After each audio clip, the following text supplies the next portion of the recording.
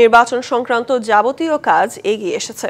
বাকি কাজ সবাই মিলে শেষ করতে হবে বলে জানিয়েছেন প্রধান নির্বাচন কমিশনার AMM নাসির উদ্দিন।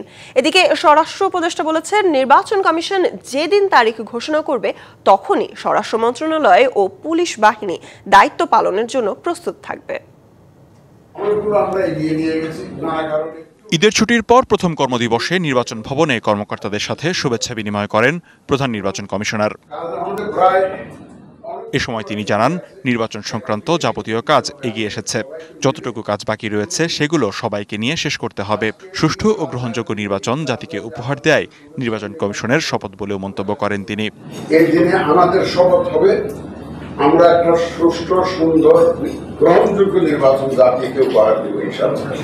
এদিকে স্বরাষ্ট্র মন্ত্রণালয়ের সভাকক্ষে উপদেষ্টা পরিষদের কোর কমিটির বৈঠক শেষে গণমাধ্যমের সাথে মত বিনিময় করেন উপদেষ্টা জাহাঙ্গীর আলম চৌধুরী। এ সময় তিনি জানান, যখনই নির্বাচনের তারিখ ঘোষণা হবে স্বরাষ্ট্র মন্ত্রণালয় ও পুলিশ বাহিনী সেই অনুযায়ী দায়িত্ব পালনের জন্য প্রস্তুত।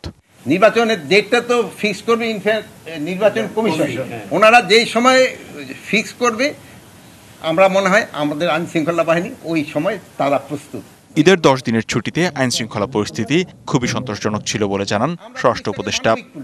এখন পুলিশ হলো মানবিক police. Likhonkanti Bhowmik, DBC news, Dhaka.